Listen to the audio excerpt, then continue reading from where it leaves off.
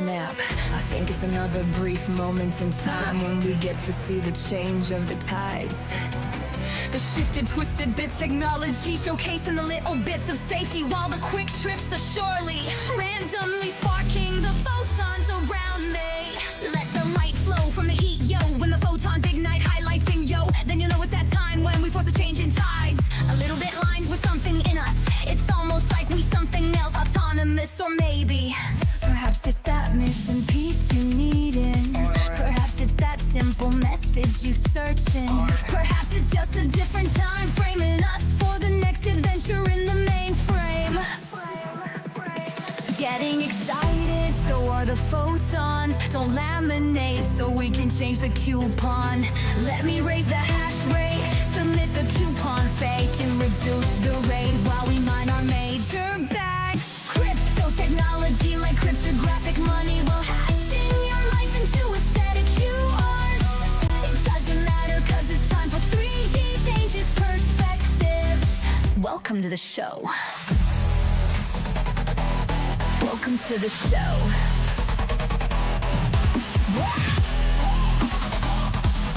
Welcome to the show.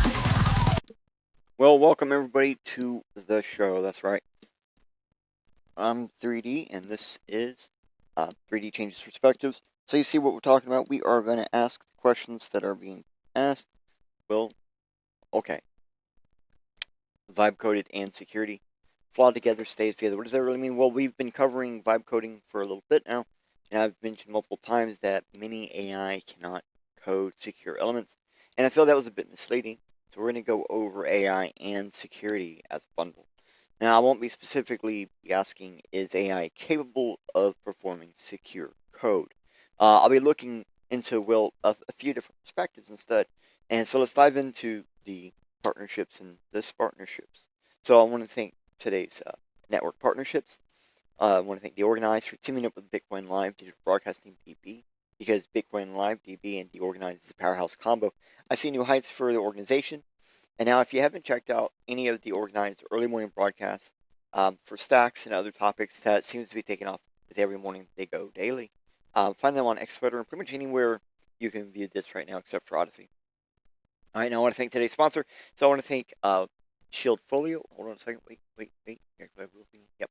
I want to thank Shield Folio for sponsoring today's episode from within a quantum bit, as well as the Bitcoin Live DB network. Now, if you haven't seen a Shield Folio, they're a little black book that are made from stone paper, so they are fade resistant, tear resistant, and even water resistant. So you know the info and secrets you store in your Shield Folio will last and survive whatever you throw at it. I personally have a Shield Folio, and I use it for my website info, contacts, crypto keys, among other things. So these are like little black books that are pocket sized, ready to be by your side, regardless of your adventure in real life or online.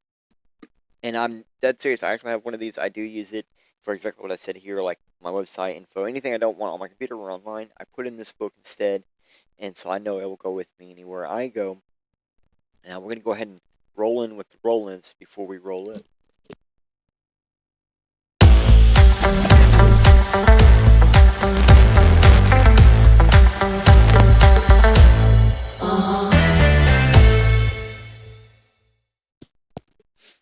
And thank you again, Shield Folio, for sponsoring today's episode. So if you jump over, use the QR code on the screen, you can actually go to their main website. They got a whole bunch of different things.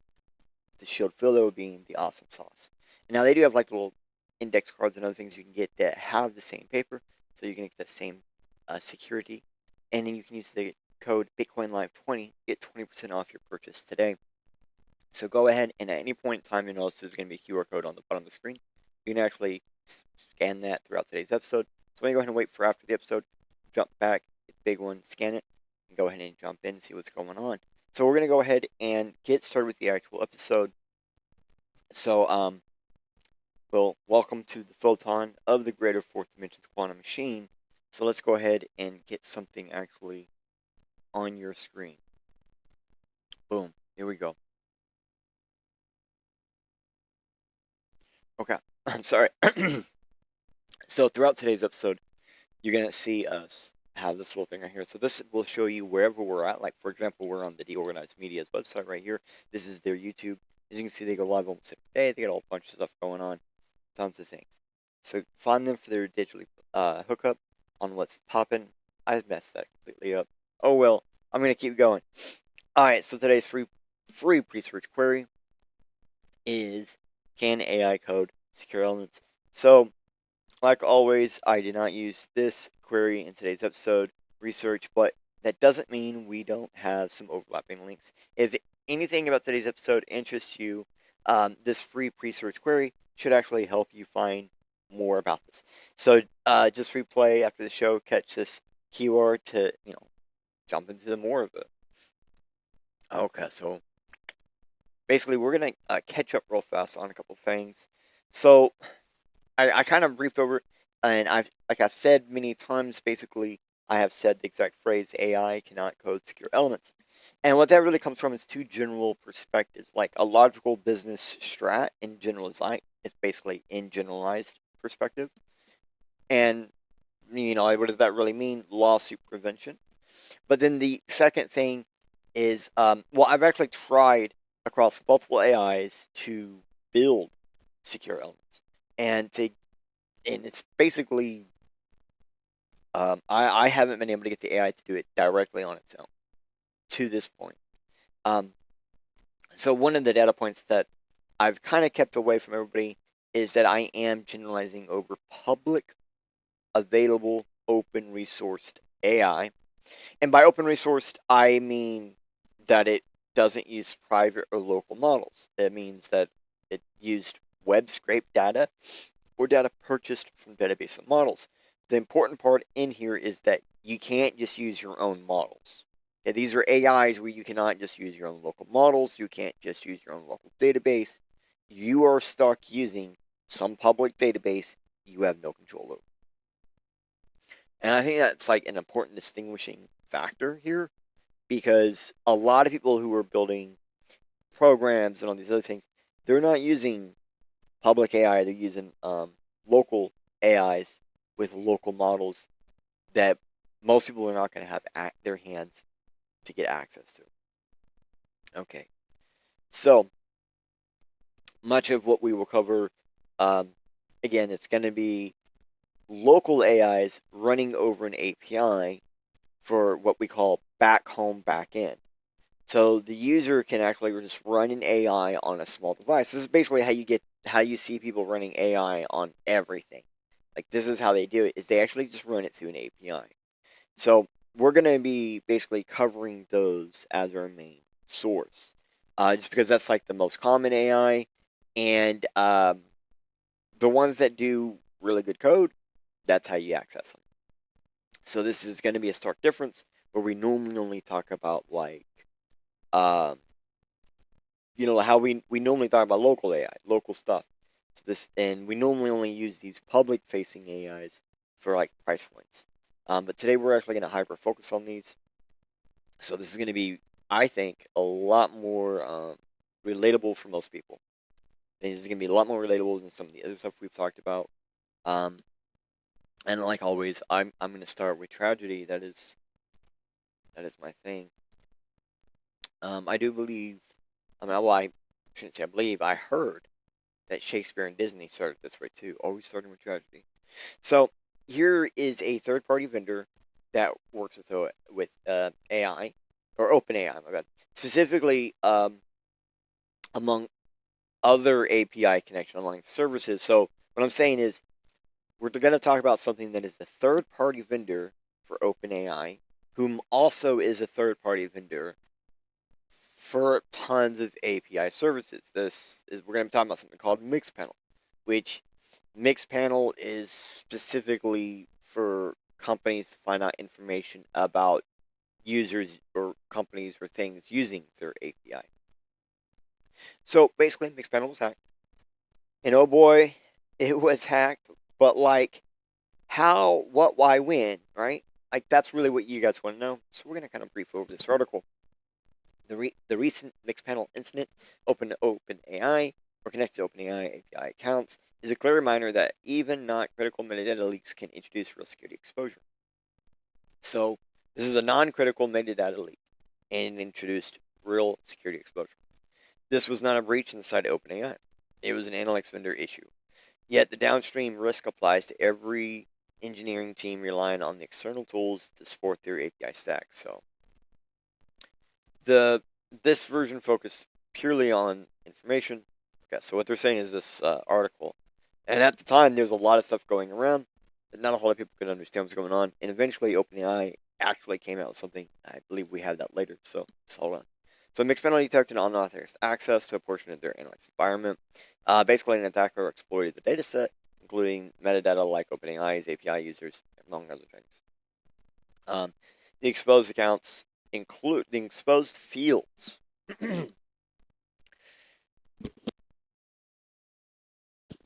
Sorry. What these are the things that they're saying were in fields that were definitely exposed. Account name, email, basic location from the browser. I love how it says course, because that means not your finite direct location, but it's pretty damn close. Operating system, browser information, referring websites, organization, or user identifiers. That means like your Google identifiers, anything like that. So any cookie used to identify you is going to be used. Any fingerprinting system is going to be seen. Now they said this site is saying there is no exposure of the following, and what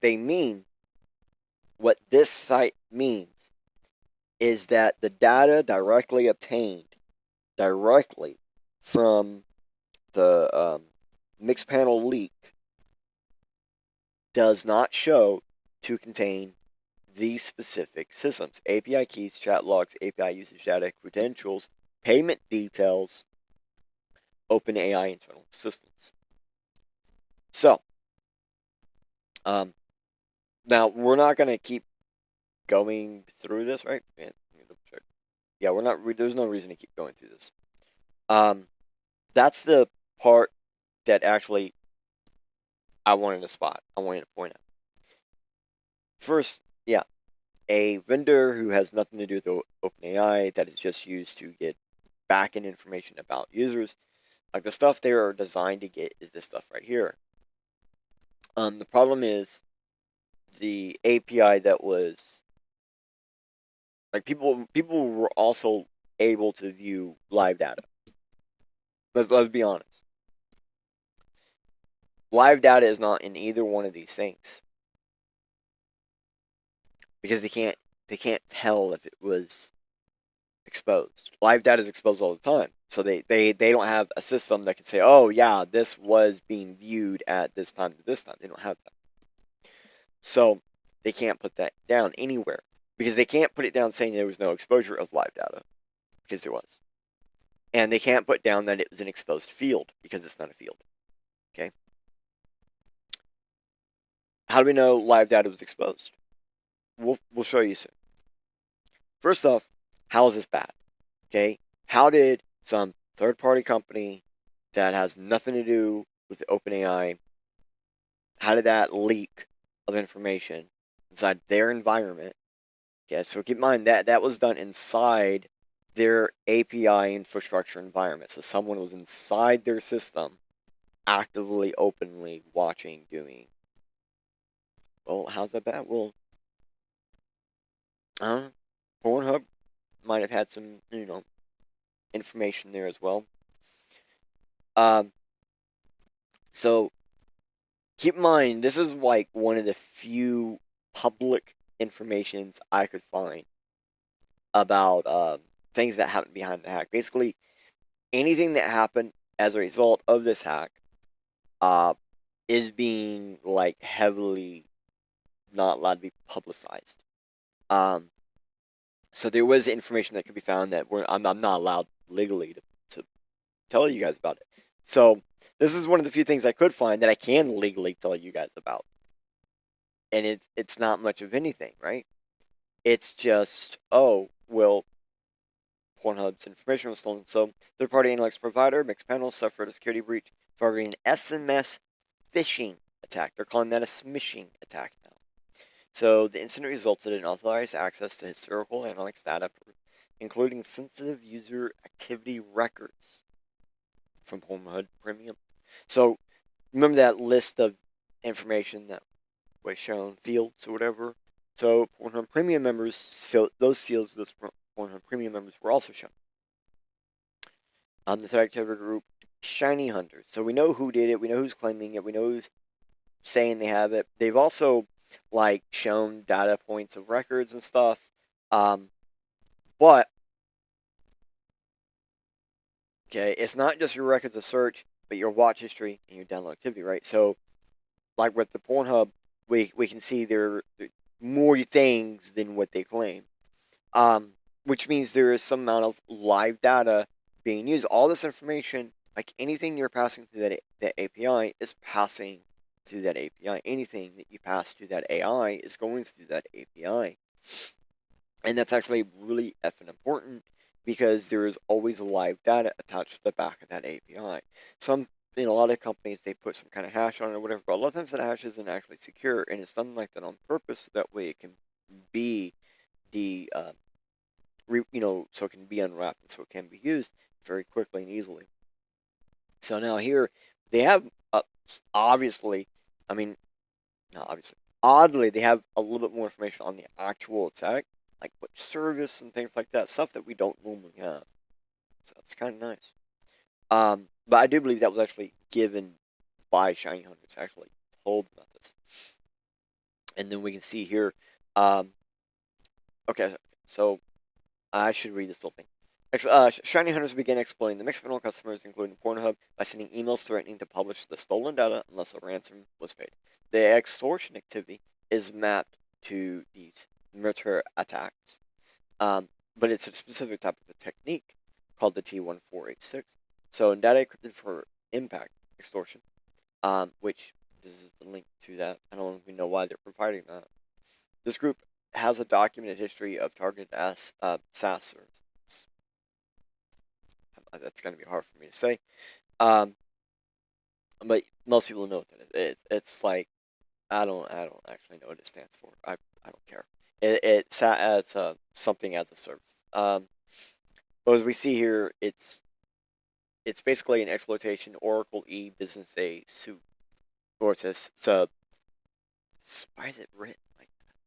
It is a 0-day, okay, Oracle business suit. So it's targeting Java systems. And it's the Shiny Spiner ransomware as a service, which that's a RAAS. So SAAS. I don't know. It doesn't really matter. But as we see, they're going over unusual comms channels. But yeah, I don't think there's anything really super special. It was like really recent though. Like this is like insanely recent. Some of this was just reported. Pornhub issued a statement on December 12th. The actual incident happened on November 8th, 2025. This literally just happened a couple of months ago. And people are still dealing with this to this day. Okay. So now we know why it's bad. So, what does OpenAI have to say? So basically, OpenAI is not going to really have information on what happened. They're going to be told information from Mixpanel, but honestly, Mixpanel is going to have the most amount of information. And they even point out here that basically OpenAI is not admitting to what was seen, exploited, exported, or anything. They're saying what Mixpanel says was observed were these things. And that's really important. OpenAI ain't going to have any clue about any of that anyway. So, and if you go through here, what should you keep in mind? The information that you have been affected here could be used as part of the phishing or social engineering attacks of your organization. Since names, email addresses, OpenAI API metadata, including user IDs, were included. So we encourage you to remain vigilant. The unexpected emails and messages with caution. Double check any messages going to be from OpenAI. So, okay. Well, so what's this? So what is this? All right. So this is an article thing that I'm unfortunately sorry to only find out late in their game. But basically, we're gonna brief this fairly short article that's basically just dev stuff. Like the name of this is Bizarro Devs, and you can see the link right there, bizarrodevs.wtshout.com. And I think this one was worth showing you guys the real website. Because it's set up, kind of like a form. It almost looks like a Twitter post. I mean, nice. So, welcome to July 2025. Okay, I'm going to go back. I do not like this. I got that. Okay. Welcome to July 2025. So, this was just a few months ago. Your quirky tech newsletter. Before we get into the stories, I have an important to share something about this site that's unfortunate. So, new breakthrough through the AI method test code in real time. Okay, just a few months ago, there was a new breakthrough in AI method test coding in real time. It beats GPT-4. So, this is actually stuff that people just started coming out with, like, last month. OpenAI just started talking about having this. Copilot just started talking about having this. Gemini just started talking about having this. Grok hasn't talked about having this, but they have this. And I say that meaning like you see obvious points of it, but it's not fully working. So then they're going to talk about McDonald's scraps drive-through AI after bacon ice cream debacle.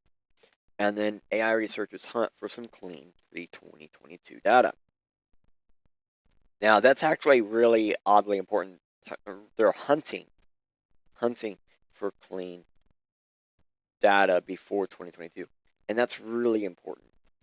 Basically, a law or something was placed in 2022, so they can't get to data after 2022 unless they really pay, So before 2022, there's a lot more data, and we need data to train the AI, so super important. So the lead story is actually very fascinating and hasn't gotten the attention in the wider press. Okay, so a few months ago, vibe coding took the internet by storm as the popularity has grown and it's just become a justifiable, criticisms, blah, blah. But recently, a group of researchers produced a new system that may put vibe coding criticisms to bed, dubbed the Execution Guided Classifier Free Guidance, or the EGCFG for short. It addresses the fundamental problem of using AI to code, which is prone to errors. So instead of generating complete programs, it crosses its, by crossing its fingers, the EGCFG writes code line by line, actually executing and testing each piece as it goes. It generates several possible next links, runs them against test cases, see which ones work, and use that feedback to guide what comes next, basically. This mirrors human programming testing. Sort of testing. This is basically how humans do all their code, is exactly in that manner. That's exactly how humans code. They slowly learn what lines of code work best, use those lines, figure out by testing them against themselves, by creating test pieces, and then seeing which one actually works best, keeping that in mind, tracking that data, and then using that every time they go back to that point, or data, or type of code point. So, for real, legit, that's how we do it. The performance jump in testing has been massive. Using only open source DeepSeek models, which Grok uses a lot of DeepSeek. EGCFG hits 96% accuracy on MBPP coding tasks. So 87% on extended human evil tests. Now, see, MBPP coding tasks don't matter to me. See, I get why they want to do that test. I mean, look at that accuracy, 96% on an MBPP. But the problem is, MBPP is the best way to put it, that's like automated and technical tasks that we build once and forget that the code exists after that. It's it works anyways. So unless you build code for the wrong machine or something, it's just not gonna work, right? So but it says here, look, ChatGPT had 87% in this area, Now we got 96, which is actually really good. Now, 87% on the human eval test. This is the part that matters. Human evaluation test. That's what human eval. Human evaluation. It means humans looked at it, and said, ooh. I want to point out the human evaluation tests for this new technique is about as good as ChatGPT could do the easiest form of coding. So, 58% on competitive programming problems, where ChatGPT could only get 34% on the competitive programming problems. They don't actually tell us what ChatGPT got on human eval tests. From my understanding, ChatGPT 4 on human eval test was something like 19%. It was super low. But I can't find proof of what that number actually was, because it was bad. This is the best one right here. In case you're wondering, competitive programming problems is like what they do like at DEF CON. It's kind of how that is. So, making brand new functions out of thin air and stuff like that. So the best part of this is that all these results came from open source models that anyone can access. Whoop! Anyone can access. Not proprietary systems costing millions to train. The research has provided that the smart techniques can beat raw computational power. That's a first. This is a first for coding techniques. Their system also naturally supports parallel processing, where multiple agents explore different coding approaches simultaneously.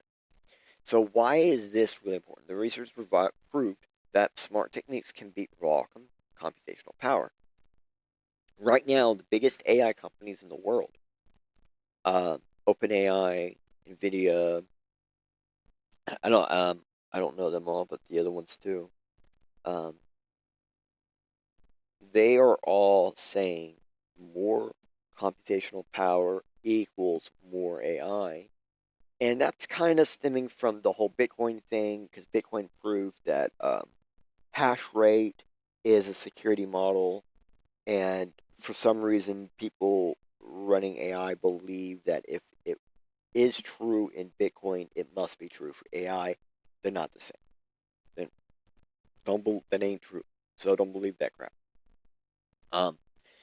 So what we're really looking at is these people are actually proving that just literally having a smarter system, smarter techniques, and better algorithms running your models that actually beats raw computational power. That means that for programming, you can have smaller devices perform bigger AI tasks in raw coding. That's what that really means. So, like before, where it was like, oh, I need more GPUs and more GPUs to perform the same task as the models get more complex. This is saying if you had better algorithms running your models, that would not have to be true. So the EGCFG could be the reliability upgrade vibe coding has been desperately needing since its inception. If AI code assistants can actually test their own work line by line, then it could transform vibe coding from fun but risky to genuinely practical. Now, believe it or not, I have been saying that vibe coding has been genuinely practical. I've been saying this for 2 months now. And I hate to be honest, I did not know this EGCFG thing was hiding in the background for the last 2 months. I did not know this. And it just happened to be that I been watching it and watching it and saw the stark change, and it made me go, oh, what's up? What's this? And it turns out that's what this was this whole time. This is EGCFG this whole time. All right, so now we're gonna get to the McDonald's thing, which I think is kind of important here. AI company CEOs keep insisting that AGI is just around the corner and millions of jobs will be automated on the way in the next few years. See here. Like literally, you guys want to see where that's at? Jump into the QMR and we're going to find out. Excuse me while I drink some coffee. Now, I know, like, my AI model is not running, like, my VTuber is not running. But I'll be honest with you. I can pull up the little thingy on my thingy. I don't even know if it's going to work on you guys' end. You guys can see, yeah, you guys can see that. Even though I have no pants. I mean, I have pants. For some reason, that this algorithm thinks my pants is my legs. And that's probably because I used a leg model to create my pants. Yeah. Yeah, I don't know what happened. But I'm just going to go ahead and leave it. This is something I'm going to have to fix. Believe it or not, I'm running this on Linux. And as you see, I just told it to drop down below. And it's having problems keeping attention during that time frame. Well, I might have to see if we can insert this EGCFG type of stuff. Gosh darn. I know that's not the same thing, but I'm just saying, like, this is an actually really good AI. So we're about to read something that has to do with old AI. Okay, old AI. So McDonald's just pulled the plug on their drive-thru AI system after 5 years of testing. The reason why might make you feel better about human job security. It turns out that despite the hype, McDonald's revolutionary, and keep in mind, it was the top of the top of the line American AI models. Just not very good, by the way. Had a bunch of issues, including a woman trying to order caramel ice cream, getting multiple portions of butter added to her bill instead. I read this, and I used to be an overnight manager for a franchise of McDonald's, and I used to handle all of their computers. I used to handle all of their not electronics, but the digital side of the electronics. I used to handle the touch screens and the like your point of sale system. I dealt with that all the time. I used to do, when I was in school, I used to do stuff for macros, and actually I used to help build and design touchscreen systems for companies. So I've gone in for who was it? Taco Mayo. I've gone into local Taco Mayos for the franchise owners and redid their entire menu screens to handle they have these newer systems where you can like pick two for so much or something like that, and little things like that. So I've gone in and done a bunch of work with these, and I remember them like McDonald's having this strange ass policy where certain things were not on the menu, and you were instructed to like charge butter or to charge like certain simple little things that, like, if it was a dairy product, you would charge a slightly different dairy product that cost about the same. So, like, the ideal here was they wanted to charge the customer equivalently, and not overcharge the customer. They wanted to not, that was the important part here. And the AI was trained on this, obviously, because dead serious. Say, I want caramel ice cream, right? It's just a scoop of ice cream with some caramel on top. It's literally a sundae. That's it. But I don't want the nuts. Instead, I want a little bit more ice cream. Well, they don't have a scoop. It's just like a machine, right? Pull the lever, let it come out. So there's no way to charge that. Well, we can charge you, I think it's 6 butters per 2 seconds of pull.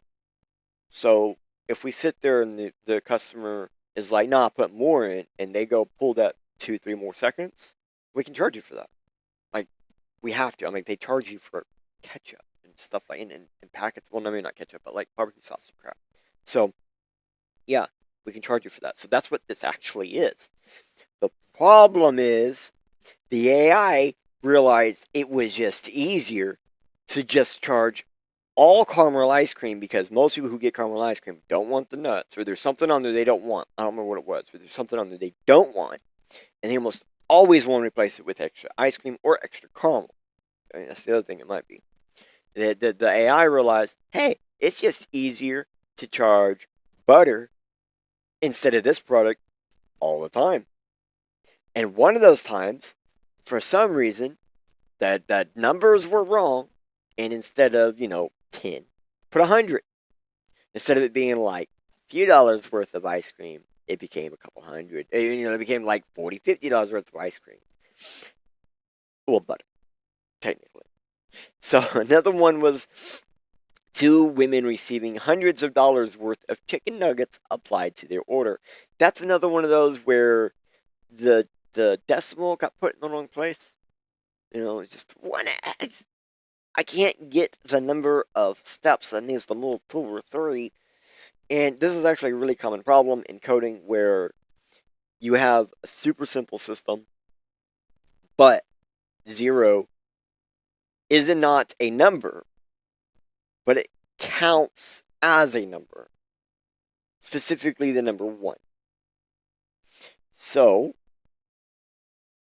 depending on the type of code, you commonly got to put like a +1. And if you're using recursive code, which AI is almost all recursive code, and it loves writing recursive code, so it uses a ton of recursive code. So I guarantee you there's recursive code. If you don't know what recursive code means, it means it loops onto itself. It means it refers back to itself. Well then, okay, that makes sense why that +1 turned into +hundreds. Very simple. So you have a wrong decimal, plus this plus that gets applied. Now, because like, you got people in the car, 2 people talking simultaneously. Imagine it like this. Like I have like actually read up on this one specific thing because I heard about this some time ago and was laughing when I read it. So these 2 ladies are talking in the drive-thru. One is ordering. There's another person in the car that keeps like talking while the person is ordering. Normally not a problem because humans can determine the difference between the 2 individuals. But see, the problem is the AI can't even really determine the difference between the noise in the background and the people. So when it heard, well, I want extra nuggets, it then heard a lot of noise after that and took that noise as the number of nuggets they wanted. It determined that strange sound was a number based on some kind of static that it produced. Because to AI, well, patterns and speech are the same. So a pattern of static became a number. And that became the number of chicken nuggets the second lady wanted to apply. So it did. Because in speech, you have 2 ways to talk. You can talk about something and then give the subject. Or you can give the subject and then talk about that something. So AIs are designed to work on both of those. So I didn't just sit there and hear, I want more nugget. I want extra nuggets. And go, okay, that's done. No, it heard, I want extra nuggets.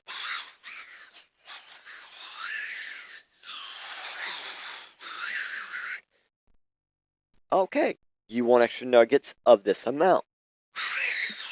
Whatever that sound was. So, it ended up being this really funny, stupid thing. And then, the last example they give, which is their starting one, person was one time given ice cream topped with bacon. Now, believe it or not, they did ask for bacon on their burger, but they asked for it after they asked for the ice cream. I mean, the transcript does not say they actually said, and bacon on my burger. The person claimed they said, and bacon on my burger. And the AI heard, and bacon. So I want my ice cream and bacon. Okay. And to be honest, that sounds more realistic. Like, I've heard some people, they'd be like, yeah, I want number blah, blah, blah. Yeah, I want this. Yeah, give me ice cream instead of a drink. Oh, and add bacon. Like, not super fucking common, believe it or not. So apparently the AI has had trouble distinguishing between customer voices, background noises, and it's been struggling with accents as well. So McDonald's franchises basically have reported technology has been underwhelming, and it's just been a polite way to describe it. So the industry response has been predictable deaf tone, Despite McDonald's' obvious failure, other chains are doubling down on AI drive-thrus. Wendy's, Dunkin' Donuts, Hardee's, all testing similar systems. Now, something a lot of people don't realize, like Wendy's, Dunkin' Donuts, Hardee's, Carl's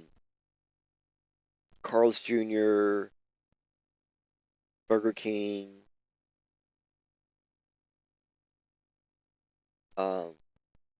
Jack in the Box, like a lot of these companies, even though they're not connected, they all use the same marketing team. There's like a major um, nationwide marketing company in America, and almost all the fast food chains use the exact same one, because then they can correlate and coordinate basically cost of goods for specialty items. So I want to have a bacon wrap something that is specific flavors, horseradish, but like they always coming out with new flavors nowadays, right? So there is a marketing company that works with chefs and stuff, and they develop new flavors, they develop new things, and they invented the pickle fry. Well, maybe not invented, but they got companies to take on like the pickle fries, and I believe I could be wrong, but I believe this is the same company who thought of the chicken fry ideal as well. Like they were one of these like major people that were like, yeah, we'll come up with these new techniques, these new things, and then so you pay into it, and that's the company that marketing company is the one that said, oh, AI should be in your drive-through. Like, look how much money you could save theoretically. So, Yum Brands actually announced AI first mentality. Now, the reason why I wanted to point out just on these other ones, because like Taco Bell, KFC, I don't remember all the Long John Silver's, like there's like 5 or 6 brands that are called Yum Brands. These are companies that Yum owns, and they were kind of the first ones to say we're doing AI first, right? We're going to put it in where you're going to make endless possibilities through this. And that's when that other marketing team, who directly from, I believe they're a direct competitor of Yum, actually, like, that's when they were like, no, no, all of the people we work with are going to do AI too. So the McDonald's debacle perfectly captures the gap between AI hype and AI reality. While tech and reality just blah, blah, blah proclaim the automation of everything with it, in the real world, AI can't seem to handle basic drive-thru ordering. To bridge the compatibility gap, some companies have even resorted to faking it by employees working cheaper by, I can't believe they're saying it this way. Basically, what they're describing is some companies are allowing people in other countries to FaceTime or call, like remote work, drive-through. I've also seen remote work front desk. And I think that's what this one's technically referring to. If it were really just a group of really smart dudes hanging out in a cubicle in Bangalore, responding to prompts halfway around the world. It says I'm joking maybe, but no, they're not joking, because we've already covered how multiple AI companies got caught doing exactly this. And that's one of the towns, like one of the big towns in India I believe it's India, they had an entire staff, an entire building of people claiming to be an AI. Like, it was claiming to be like an AI API service or something. It ended up just being a bunch of fake people. And like OpenAI, a bunch of AI companies were using them. So, did you know that nuclear testing in 1940s permanently contaminated the world's metal supply? It forced scientists to salvage steel from sunken German warships for sensitive equipment. Now, academics are saying that ChatGPT's launch did something eerily similar to the internet. Now they're scrambling to find clean data. So the parallel is surprisingly accurate, just like nuclear fallout from the post-1940 steel, dirty from the Precision Instrument researchers worry that post-ChatGPT internet content is polluted with AI-generated text. It means that AI output is becoming progressively less reliable, like making a photocopy of a photocopy until everything gets hopelessly blurry. It also means that early AI players are still sitting on treasure troves of uncontaminated training data. I personally sit on like 8 terabytes of untrained data that I know people are going to one day want. New startups simply can't access this data. And these pre-2022 datasets might give them permanent advantage over newcomers. So what they're saying is some of this dataset, like I have terabytes upon terabytes of data that's never been online. It's never like some of this stuff is sitting on platters, so I'm not too worried about it disappearing. But like everything that's not on the platter, you might want to sell faster. But that's the whole point. Like these things haven't been touched by the internet. We can guarantee there's been no AI access to this stuff, and then that means like one day that's gonna be worth real money because like right now it's already worth more money, right? And having a big enough data set where you can say, oh yeah, I have X terabytes or X petabytes of clean, untouched data, then that's going to allow the AI to basically refresh itself. See, that's the problem with AI is it's not that the AI always needs more fresh data. The fix isn't straightforward. Some have proposed federal learning systems where clean data owners let others train models without sharing the actual data sets. But that creates new problems around privacy, security policy, political control of these data vaults.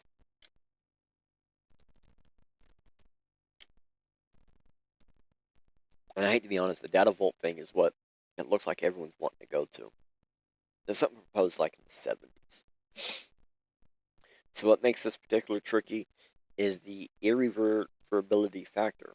As one researcher put it, if you've completely contaminated all your data, cleaning is going to be prohibitively expensive, probably impossible. While the article mainly focuses on self-harm aspects of AI, another arguably more important thing to consider is the future of the internet itself. What is the web going to look like in another 5 years when AI-generated content dwarfs human-produced content? Alright, there you go. That one was a nice one, right? It's actually probably the best article of the day. It really does show you this problem here that we're having. We're seeing brand new code-based AI, and then when you're like, so it's like we have better techniques and algorithms for handling stuff that has nothing to do with humans, that humans can just do, called programming. So AI doing less human type stuff works better. AI doing more human stuff works worse. Starting to show us a sign here where AI actually can't do the human things. Alright, so I found this and thought,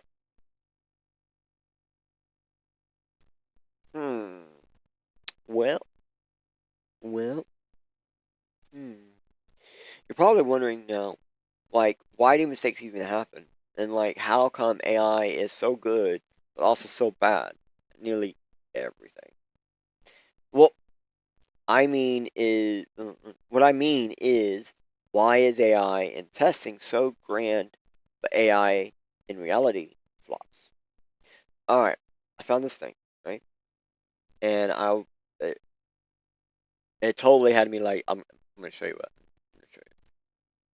This is me right here. Yep. I saw this, and this is, yep, I pulled out the popcorn.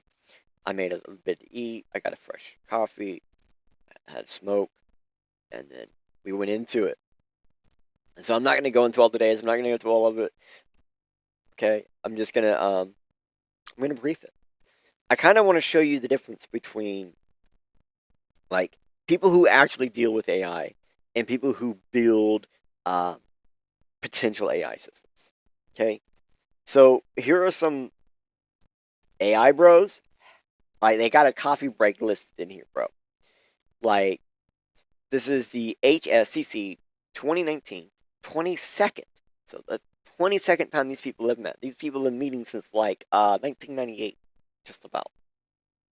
Or Oh, this is the 19th in 2025. Oh, I got that number wrong. 2002? 2003? It's raining in the early 2000s. And that means these guys started talking and started about doing this about the same time I started getting into, coding. So, the falsification of hybrid systems using symbolic research and trajectory splicing. Now, these are going to be all abstracts. I don't have the full things. Some of these I couldn't even get a hold of the full thing. So, the falsification of hybrid system aims at finding trajectories that violate a given safety property. This is a challenging problem and a practical applicability of, I can't even say half these words, of current falsification algorithms that still suffer from their high time complexity. In contrast to falsification verification, algorithms aim at providing guarantees that no such trajectories exist. Recent symbol researchability techniques are capable of efficiently computing linear constraints that enclose all trajectories of the system with reasonable precision. In this paper, we leverage the power of symbolic researchability algorithms to improve the scalability of falsification techniques. Recent approaches of falsification reduce the problem to nonlinear optimization problems. We propose to reduce the search space of the optimized problem by adding linear state constraints obtained within a researchability algorithm. We showcase the efficiency of our approach on a number of standard hybrid system benchmarks. I would have loved to have heard this talk. Oh, people are finally talking about how algorithms can be false. Thank you. Thank you. The fact that hybrid systems have always shown false positives. Always. And people kept using them. I don't understand. But people are starting to show, no, you know what? It actually works better to do it differently.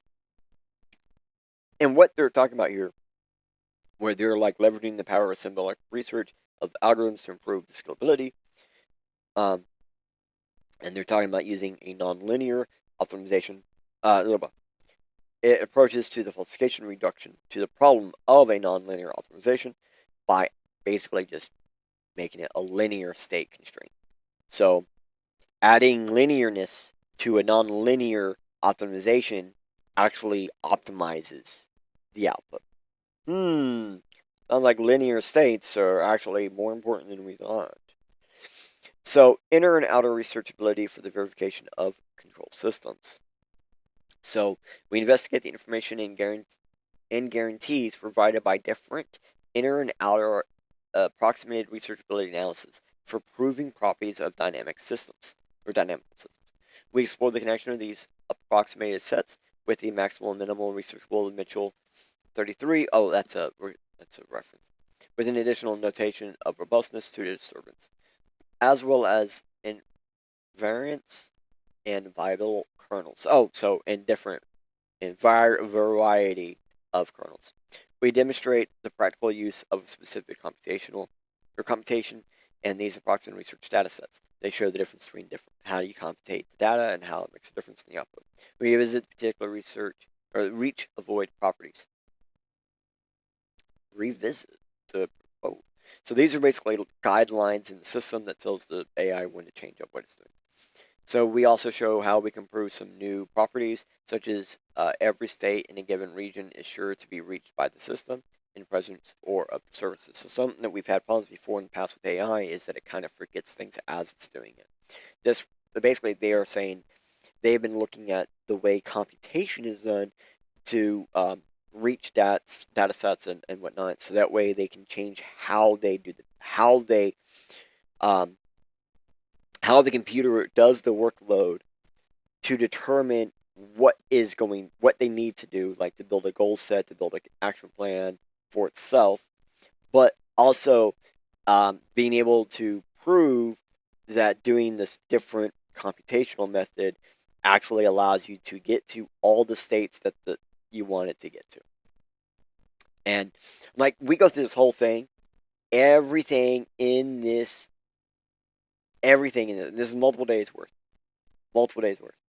Everything here is just golden information on making your AIs king. Like making your AI so much better. So much better.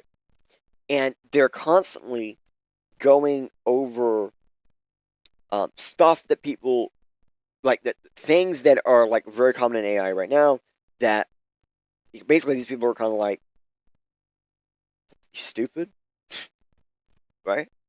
Like, I don't know another way to put it. It's basically almost everything in here is basically like, we've all been doing this. Hey, we found out this actually works better. We've all been doing this. Hey, we found out this actually works better. I think this was another one. We present new tools and open source MATLAB toolbox performing scholastic research on linear discrete time systems that are pre-tubed by additive Gaussian noise. And the reason why everyone's using Gaussian noise is because there's a way to reverse that noise. The toolbox addressed the problem. So, like, AI became really good because we took this big bubble and gave it a straight line to walk on. Now they're giving it a lot more lines to walk on. And that's all this thing is really about. Is before we found out that if we just gave it bubbles, it could go to these bubbles and it could do so much. But the problem is it gets lost in the bubble. So you got to give it, you got to walk it through the bubble, basically. And all these non-linear systems that have been really booming in the past like 15 years are just being proven bullshit. We learned from it. Now let's get away from it. And I think that's really, really good, because everything in here is super, super brand. On the detectability, researchability of linear time, irrelevant, or I can't even say that word, systems. So the LTIS, okay, we consider the something of the state. I can't say all these words. Within the Boolean combinations of linear inequalities is fundamental research control theory, the version of the problem in which the control is set to affine subspace. Okay, on the polynomial. Okay, so basically saying on a time that's constantly changing, or an amount of time that is constantly changing, that we have amount of time to do things in polynomial time. That means it's not always the same amount, the same length of time. So it means that it changes from when the time is going to change and how much time you have in the next time step. All of that changes. So what they're saying is that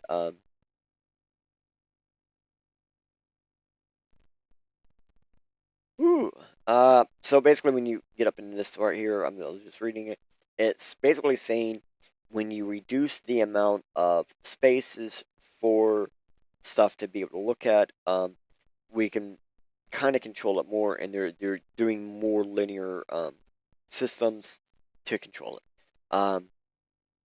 But I mean, it's just like everything in here is basically just insanely good. Insanely good. Every single topic on this thing was just it. I'm telling you, I had the popcorn. I actually we made a snack. We made some food, and I sat down and ate and read, and it was grand.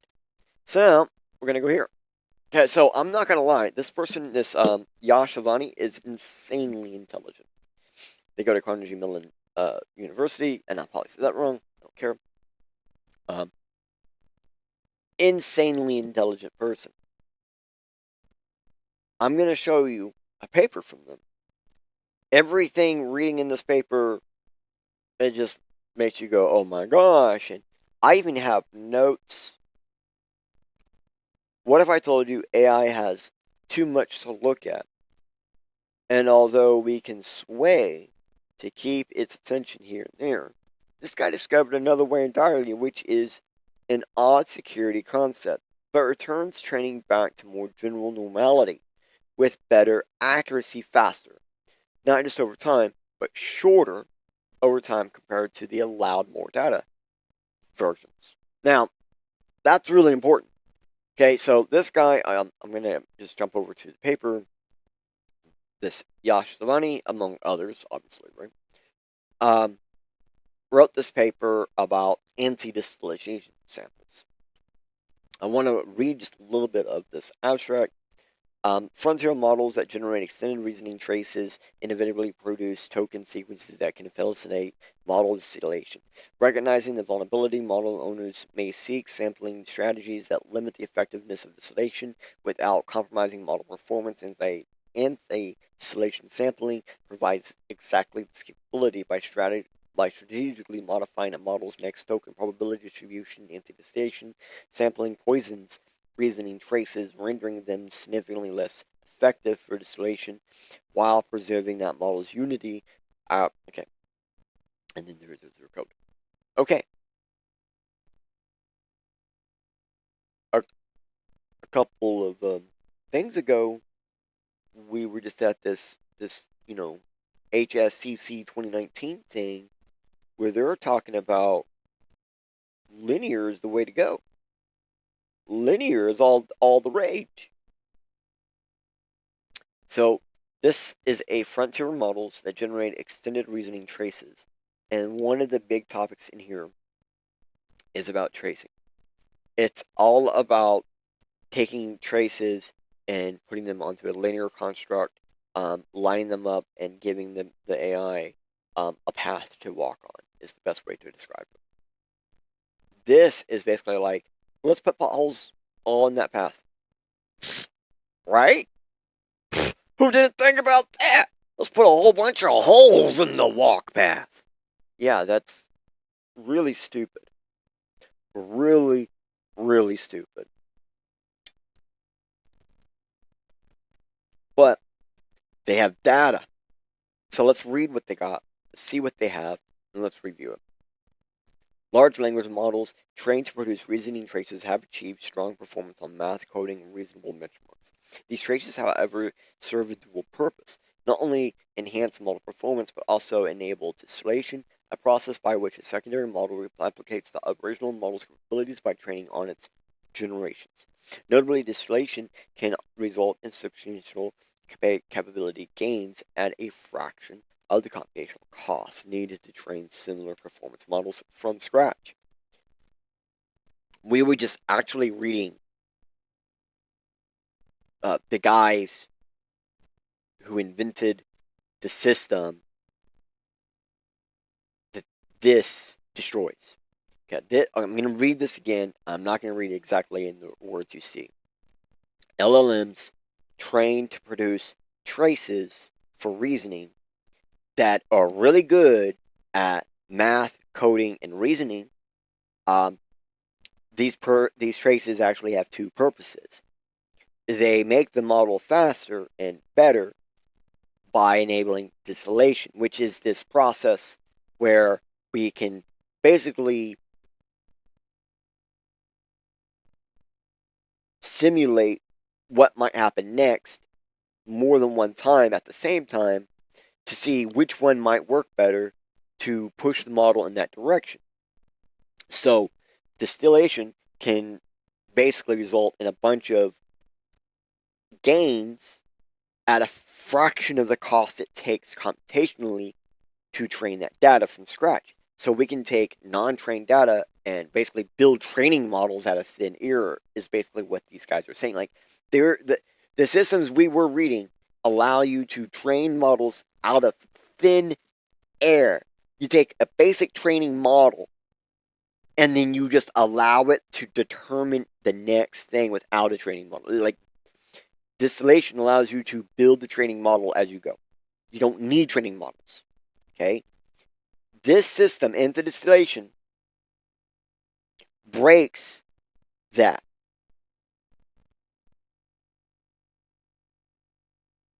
Keep in mind, here's how it works. See distillation. It's the stop one. Okay? Distillation, you got your logits, you got your standard sampling, you got your optional traces. These are things, right? So let's look down here and see what this says. This is actually going to make a lot more sense really fast. We're given the equation, this thing, to solve. So it's the goals. It's thinking. I was given this. I need to do this. I have to do this. Okay. To find the area of a triangle, I need to do this. I need to plug this in here, and I need to do this, and then I need to cut. The answer is If a car travels 180 miles in 3 hours, what is the average speed in miles per hour? Okay. Distillation, it goes into a student, it goes into the base student, gets to then distilled student output, and here's the accuracy. Teacher is 91% accurate, student base is 31% accurate, distilled makes it double, almost double. Okay? Anti-distillation. We have the largest plus some delta that's semi-random. Same thoughts. ISO or PC, we're given the equation, binary calculating systems. This second one has, looks like Chinese characters. There's some Russian in there in the middle of this word on this other one. These are poison traces. If we look at the top, this is going to get us to our goal.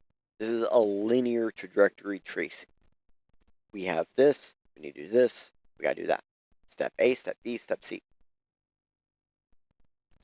Step A, step B, step C are a lot more difficult to even understand.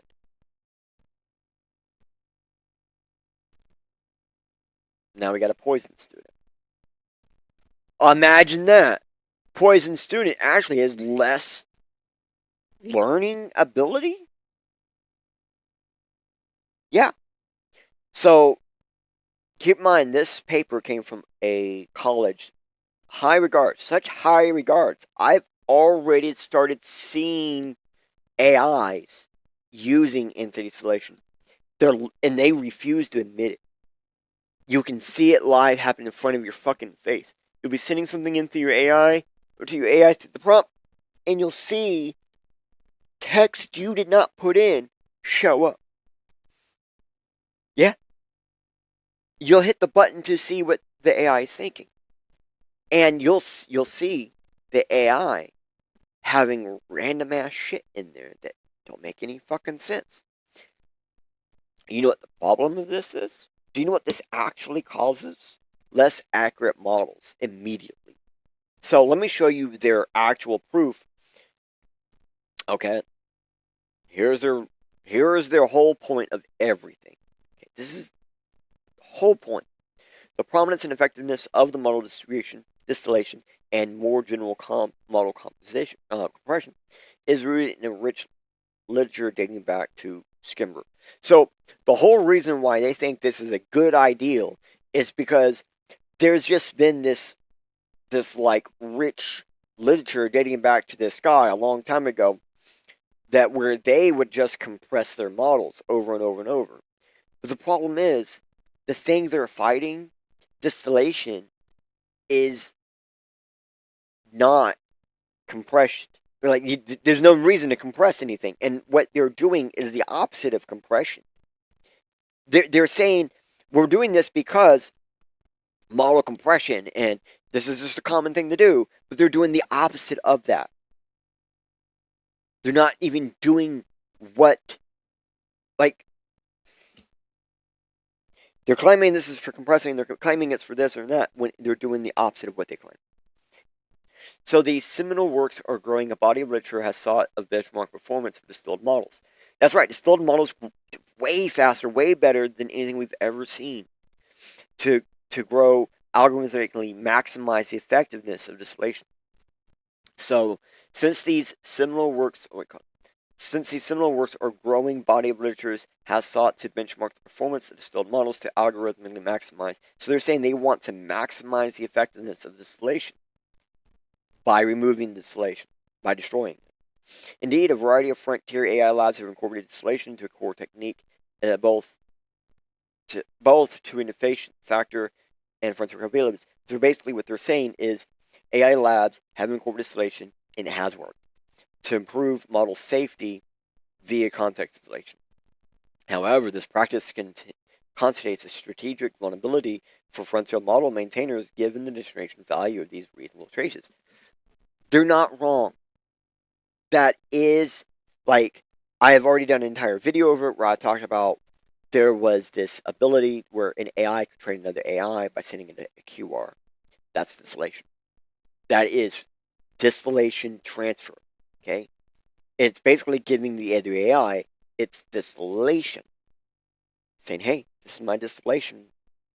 Use this to figure out what you need to do next. And it works. Really fucking well. Okay. So these guys are saying transferring that distillation, though, is a security risk. And they're not wrong. It is.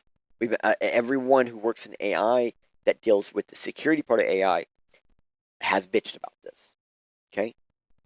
And there is a really weird, strange way AIs have already maximized the security in transferring distillation. And it's called distillation model application technique, which means they take a distillation, they turn it into a model, and then they transfer the model. The model cannot be affected, or else it will ruin the model. And then when the model tries to get absorbed by the AI, if it's got anything wrong with it, it won't absorb it because it's designed to deny anything that has complication. If there's ever an issue, it just kicks back. It says, no, I don't want this. And it's doing that on purpose.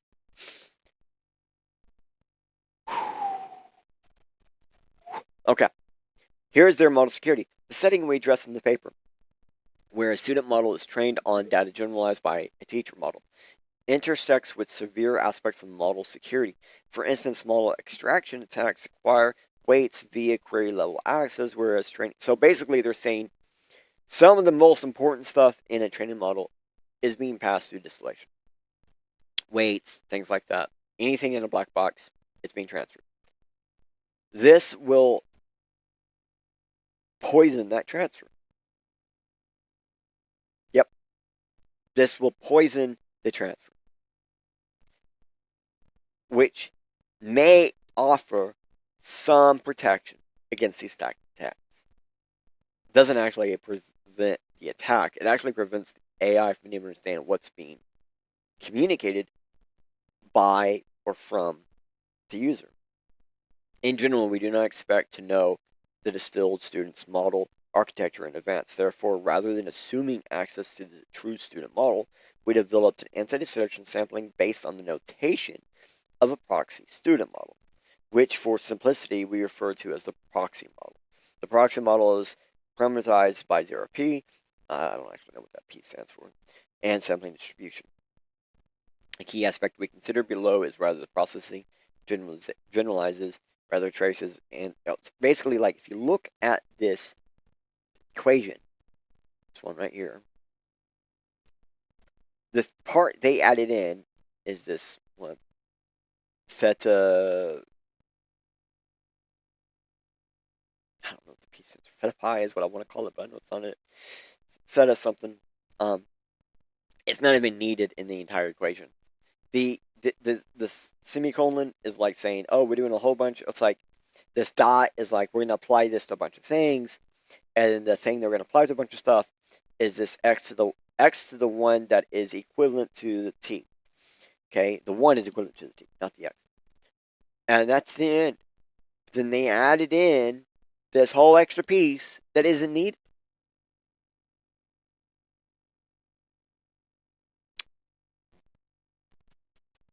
Here it is. This is the only data that really holds any bar to their logic or reasoning. Question. Oliver has 10, 20. Oliver has 10, $20, 3 $5 bills. William has 15 $10 bills and 4 $5 bills.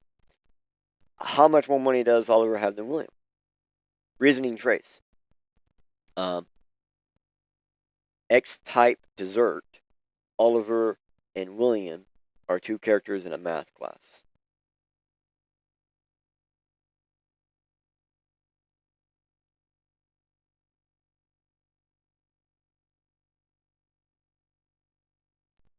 Okay, how does that have anything to do with the question? Nothing.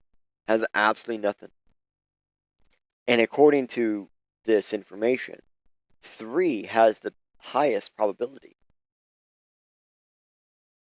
Of what? Huh? Who knows? Oh, we can actually find. Okay, so an illustration approximating the delta. Teacher model performs intonation sampling also aggressively based on the pre-tubed distribution by delta.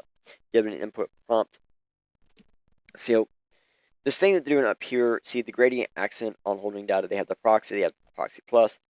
They take the proxy, they add a proxy plus, and they subtract a proxy to get the delta, right? So proxy plus minus the proxy is their delta. Well, that's just the...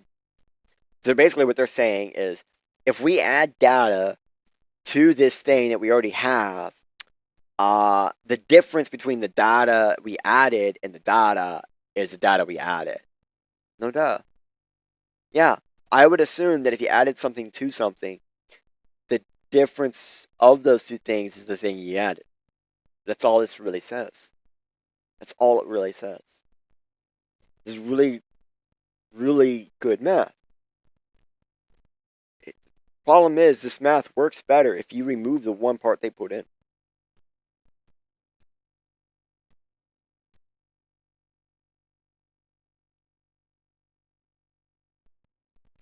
Here is their training output.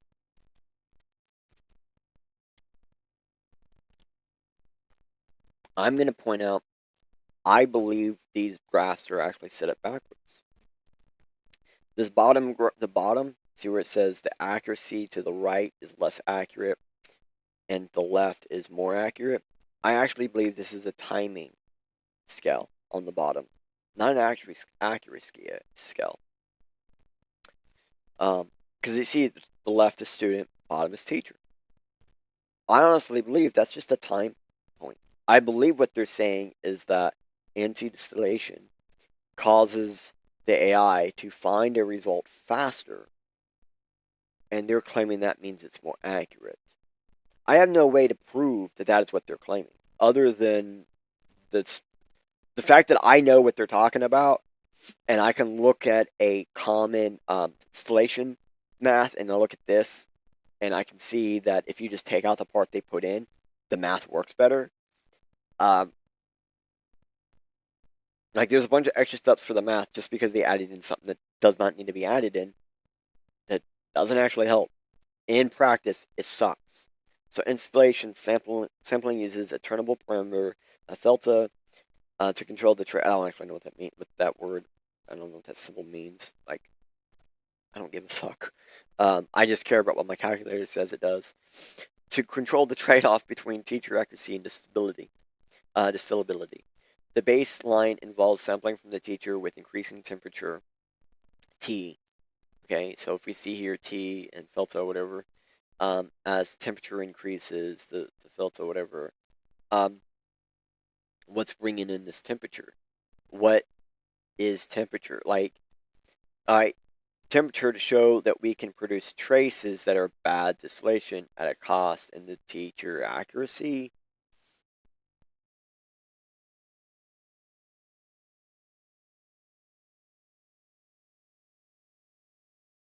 You gotta be kidding me. That's even more dumber than what I don't even believe I just read that. Keep in mind, I didn't read this paper in full. I read large portions of the paper and then was like, what the fuck? Temperature shows that they can produce traces that are bad for distillation.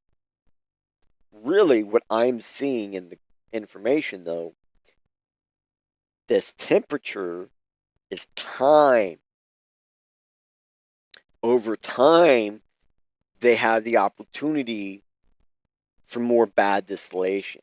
That's what I see, which is why I believe the bottom line is actually a time unit. The longer it takes, the more to the right it goes. Anti-distillation causes the model to want to find the endpoint faster. That is true.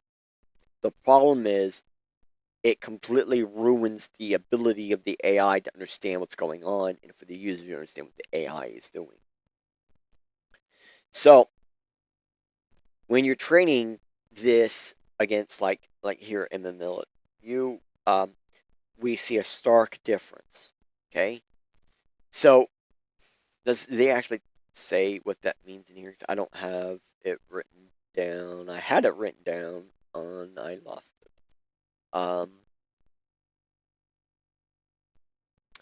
Because I know if I looked it up, it's going to give me the name of college. So I already looked it up once, but basically MMLU is more like, remember we were looking at something where it was like automated tasks or something, right? And so that's something similar to that. So when it comes to something that has nothing to do with, like, it's all basically like more simplified and whatnot, this does nothing to help the model. See how it's like it's going straight down? It's just like at this stark angle, it's just going basically down faster. That's it, right? Problem is, like, the accuracy of an undistilled student is still higher than an empty distilled student, right? Because you see, the top line is the temperature, the bottom line is the actual sampling. So, again, the bottom line on these, you see how now, like, the percentages are still higher to the left, lower to the right. It's still looking like a timestamp. Okay? And then when we're using it with math, that's when they're like, oh, so an undistilled accuracy is lower there, and so the sampling forces it to actually hit at it sooner. And this is kind of probably where I'm getting not very good at describing myself. When we're looking at this, the only thing they're really saying is the endpoint, like both of these end all the way to the right, right? They're always all the way to the right. See all the little dots? Those are the points. They're putting this line based off of. So that line is an average median based on these dots. And if you look, there's way more green dots than blue dots in the first place. Meaning, anti-distilled sampling requires a lot more sampling to determine information. Okay. So we can see a whole lot less needed to know what's going on for their temperature, So as anti-distilling sampling can bring student accuracies down with relative cost to the teacher. Yeah, it says anti-distillation sampling brings student accuracies down with relatively little cost to the teacher. So, you want to make the student less capable of doing its job without ruining the teacher. And that's the whole point, right? Like, the whole point is they can inject crap into the distillation system, right? While you won't be able to inject crap into their system because they're already doing it. So, this is the difference between, Distillation loss curves show that although the student's training loss decreases across steps, anti-distillation sampling effectively poisons traces, as shown by the increase. Like, duh. Like, why do you need to do all this to find out that if you put crap in the middle of your input and output, it's going to cause crap? Duh. The value of the property frontier element necessitates that the owners do what they can to protect their assets. You get what they're saying. The proprietary frontier elements necessitate that their owners do what they can to protect their assets. That's what this whole thing is basically like. They're going to go to these big companies. They already did this, by the way. They went to big companies to say, well, we can protect your assets. And people are going nuts over it. There are already people who've been relying on an AI for some amount of coding that the past couple months it just started working, and in the past couple of weeks, it just stopped working. And it's freaking everybody out. So as evidenced by the fact that the frontier companies limit exposure. So basically this big thing right here just basically says this is basically a proof of concept of anti-sampling, which is only a prospect of in the future maybe possibly securing frontier models. This actually has nothing to do with security right now. This will not make your shit more secure. It will seem more secure. It won't be more secure. So the broader impact, we expect that the installation sampling will have a positive impact on the security of frontier models. They can't prove it though. Even to the point of this entire paper, it does not prove that poisoning actually is secure. They did not prove it, and especially in my perspective, they did not prove it. All they proved is poisoning purposely makes students dumber. Okay? Here is the best of the best of the best, showing you how to make your AIs better, simpler, and faster on smaller systems. And here is the best of the best of the best in school, writing papers on how to make your AI dumber. Which one do you think has more prestige in the AI world? Oh, this one with the college backing, not this one with the AI developers literally goofing off, having fun, showing each other how to be better. Let me give you this. You might need this. That's the difference. That's the difference.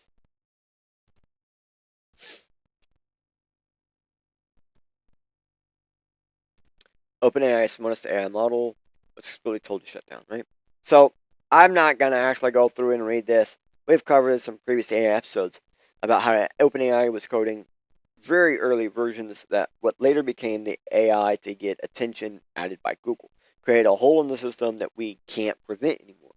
This article briefs over the points that newer AIs lie and lie and deceive more and more because of a token-based reinforcement learning mechanism that was tested in like OAI 2 or something like that. So then AOI 3 got basic attention, and now almost all LLMs are based on either OAI 2 or AOI 3.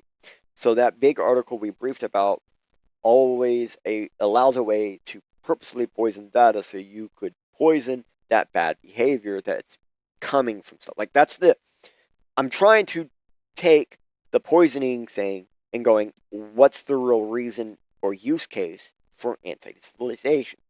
Well, it's for poisoning bad habits by AI because we're targeting it into the AI's thought processing. Well, that's about the only real use for it. That's it. After that, it has no good use. It falsely claims security blanket, and that's why it's actually being accepted super fast, because it's a security paper. And any AI person who reads this, they're going to check the math. The math is going to work. The problem is, if you actually just look at the data, it's bad. You don't want to use this. All I need to show you is this one thing. The GSM8K accuracy. Distilled, we end up with 61% accuracy in the student. Poisoned, 25. And one something I want you guys to notice. The accuracy of the teacher from poisoning the traces goes down. Even the teacher gets dumber because of this.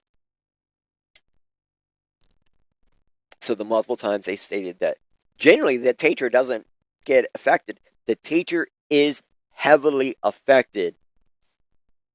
Heavily affected.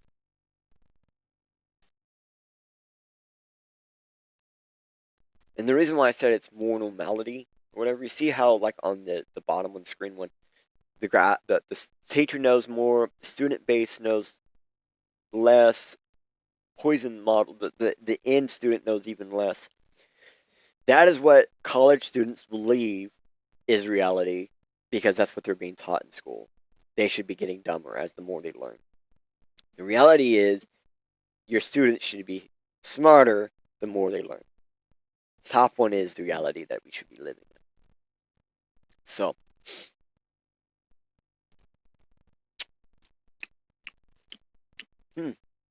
yeah, OpenAI admits AI browsers face unsolvable prompt attack.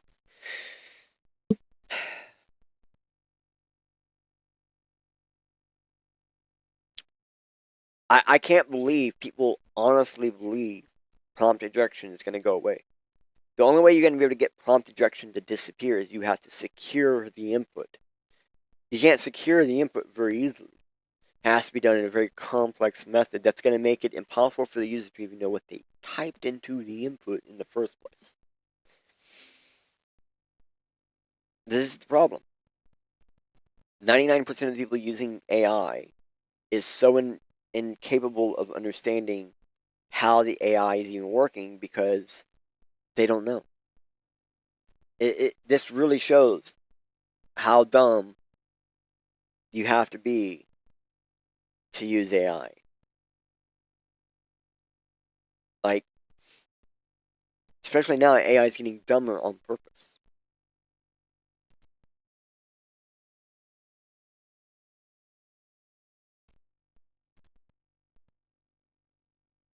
Nearly half of all AI generated code is vulnerable in 2025. This is like, oh, how to fix it. You know, this is a lot of stuff going on here. Yeah. So, 2025 marks the turning point in how we write and deploy code. More than 70% of developers are now using AI-assisted tools. That's the important part here. It comes to a point where even if you don't want to use AI, your developer, all of your developers' code stuff has AI assistants built in and have had AI assistants built in for code stuff since before I was born. I have seen and heard of like IDEs existing before I got into code that literally had an AI to help you write the correct script per language. So you have a lot of syntax and stuff like this. So you have these little script things you have to type in a perfect way. And there used to be an AI, like one of the first ones I ever heard, it was an algorithm. AIs are just algorithms that would correct, make sure you use the right syntax. That's it. Okay, so they've been existing in code tools for a very long time, which is why developers seem to be naturally adopting it. They already were using AI. They're just adopting the next level of AI. The problem is the next level of AI is actually dumber than the previous. That's the reality. Okay, when it comes down to it, there are a handful of reasons devs are still needing, or yeah, devs still needed to be with code. Even with AI, we still need those dang devs. Examples are AI will see phrases and make assumptions, like having tests in your prompt may cause the AI to think this is all for testing and actually scrap and remove all the secure data you gave it in your prompt. AI will look online for solutions and use the solution with the most results, not the solution that works the best or works at all. So if there's more people complaining that old methods no longer works than anything on a new method, okay. Oh, yeah. So I lost my place. So if there are people complaining online that an old method no longer works, then any new method that exists will not be considered because there won't be as many people talking about the new method as they are about the old method. So the old method will always be preferred by AI. And even if you instruct AI not to use it, and now with poisoning, the AI might not understand you're instructing it to not use it. So, most of the code online is insecure because secure part can't be online. Like, it's really difficult to explain to people, I cannot put secure code for X system openly on the internet because then it won't be secure. So we take out the secure part of the code and I publish the non-secure part of the code. Now the AI only sees the non-secure part of the code. So it can't add the secure part of the code. So that's why there's almost no secure code online. It has to be developed individually for everything. Companies are going to put barriers, locks, and bars and other holes to prevent security being handled by AI, so the AI company isn't reliable. No security equals faster program. I'm going to rephrase that. No security equals a faster program almost every time. The longer I sit, and the more I could potentially think of more AI and security do not, like I said that wrong. The longer I sit here, the more I could potentially think of ways AI and security don't mix. It's like oil and water. It really is. Now, however, remember when I first brought up that Mixpanel third-party API internet company got hacked? And they had a ton of verified data. But some of the other data, live data, could be in a hash of your prompt or return from the AI or even pieces of the code. Well, if you have to give your AI your secure keys, or the AI has to make your secure keys, well, they may no longer be secure just like that. Reality is AI, unless it's all local with no API structure, is not secure. If you can guide AI and you can know code, you can secure the code after AI's developed stuff. Most of the time, people are never getting actual secure code from AI, and that's partly again by design and partly because coding takes a ton of points of interest for AI to focus on, and that already is making AI less accurate. So giving it more coding is like literally making it less accurate over time. Now, however you handle that, is the difference in reality.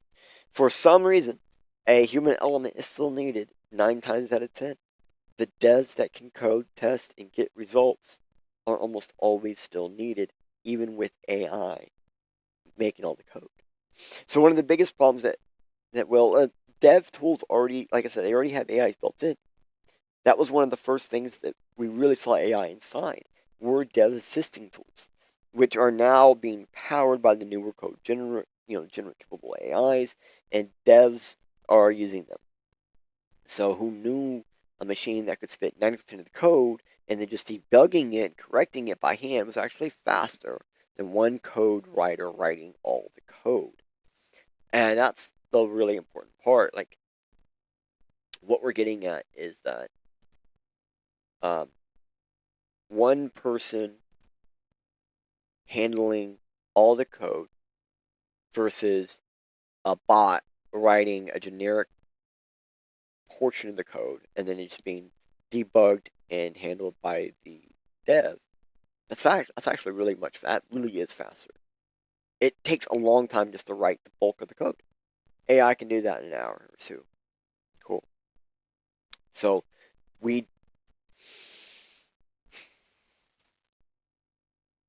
I said I wanted to give you guys multiple perspectives on AI and security and why they're not leaving each other. First thing I talked about is, AI is reliant on what it can learn from its AI teachers and from the training models and all this other stuff.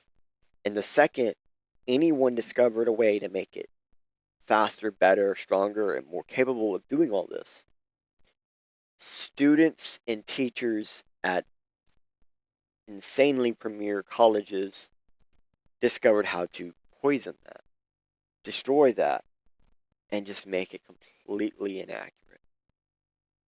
For seemingly no reason. Seemingly no reason. Because their reason is its security. Problem is, their reasoning is bullshit. Even their proofs are bullshit. But because they came from a really premier college, and the math is right, it's right, but it's not. That's the reality. That most of your stuff that you're doing with AI is never going to be secure. The AI companies don't want it to be secure because they don't want to be responsible. Alright? The models, even if they're really, really good, are not nearly as good as distillation. And for some reason, now that distillation is actually out there and doing its thing, all the brightest minds in the world in colleges, oh my bad, all the brightest minds that are only in colleges want to destroy that. You're never going to get secure AI code. And it's probably how it should be. You're going to get code from AI, sure. But you're still going to need that human to secure it. You need that human to do the offline things, the back end things that you can't see. And no matter what happens, like, that's always going to be the thing that we're going to need.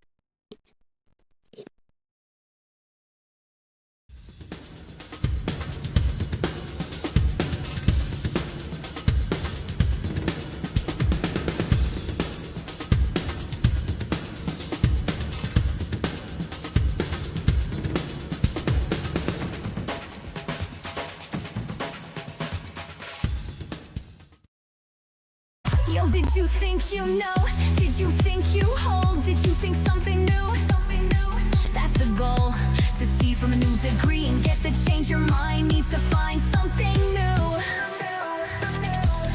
Life suddenly is easy for many, but when a wall appears, sometimes up is all you see. So let 3D guide to the side, yo, where there's a door though. Just be careful on your way out, for the first step is a do-see-do.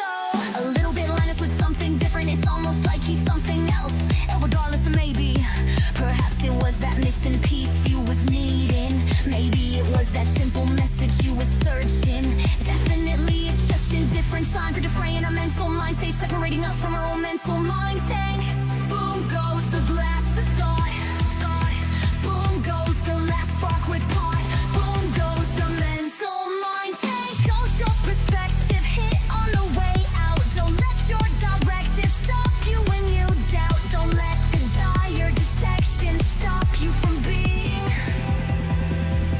getting X-righted, so the photons are delighted. Don't hesitate so we can line up the hash rate. Let me surmise the time, submit the rate, and reduce the fakes while we mine our major banks. Crypto technology like cryptographic money, while hashing your life into a set of QRs. It doesn't matter, cause this was 3D changes perspectives. Thank you for joining the show. Please return next time for a new role of perspective. Thank you for joining the show. Please return next time for a brand new perspective. Of perspective. Thank you for joining the show. Please return next time for a brand new perspective.